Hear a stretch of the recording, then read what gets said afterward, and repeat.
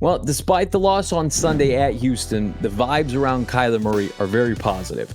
Jonathan Gannon loves him, his teammates appear all in, and even with some uneven play, Murray is showing glimpses of his former self while simultaneously knocking off the rust that comes with a return from a major injury.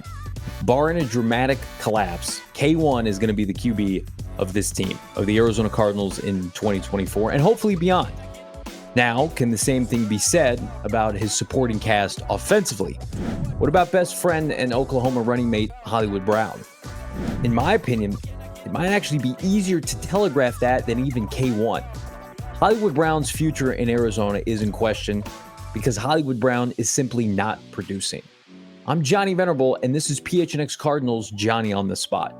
Let's get this out of the way to begin with. The Cardinals straight up lost the Hollywood Brown trade. Can't dispute that. That discussion is over.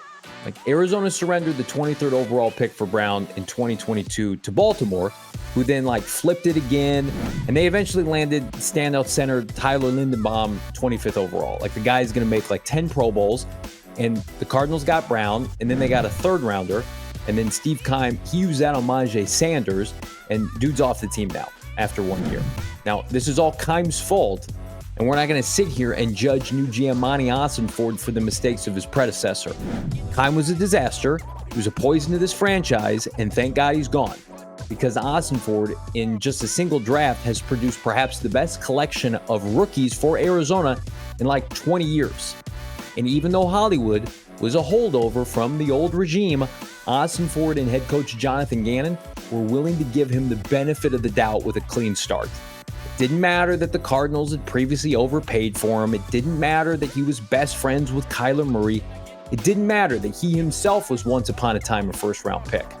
Just come in, produce, help us win games.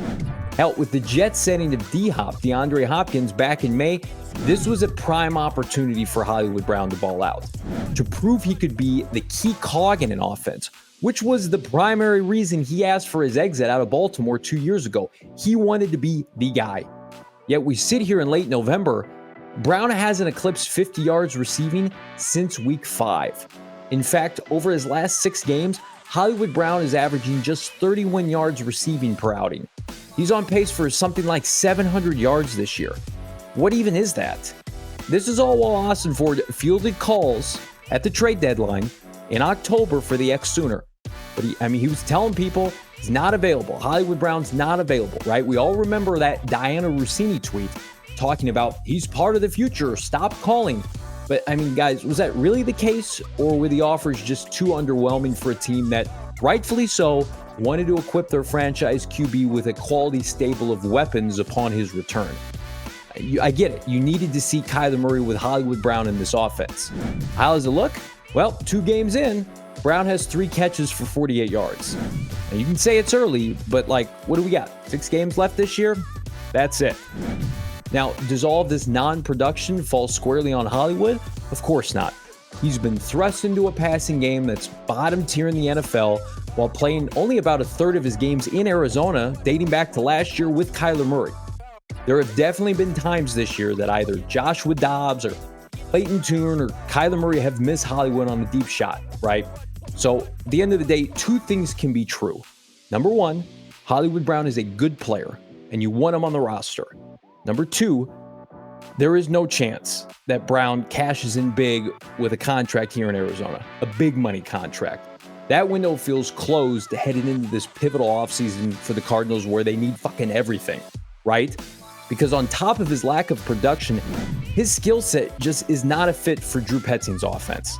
Petzing prefers big, physical receivers like Michael Wilson, like Amari Cooper that he had in Cleveland. And speaking of Cleveland, during his tenure there, they didn't sport a single wideout that was under 6 foot. Everybody was big and physical. That's what they want. So that means if you're undersized, you better play big, a la Steve Smith once upon a time or Tyreek Hill now. I'm sorry, that ain't Hollywood Brown. He's not going up and getting 50-50 balls or making acrobatic contested catches, right? Because right now he's a player that's on pace for his 4th receiving season under 1,000 yards in 5 years in the league. That's who he is. And that's okay, but not for $15, $16, $17 million per season. I mean, that you're not getting Christian Kirk money. Now, is there a scenario in which Hollywood Brown and the Cardinals can do like a prove-it deal for 1 year? Maybe allow Murray and Brown to work the entirety of the offseason together in this new offense in an attempt to cash in come 2025? I mean, it's certainly possible. It's also possible that the Cardinals straight up move on from Brown, allow him to hit free agency, and they take a Marvin Harrison Jr. or a Keon Coleman or a Malik Neighbors in the first round of the NFL draft, and thus dramatically change the look and the feel of the receiving corps headed into the 2024 NFL season.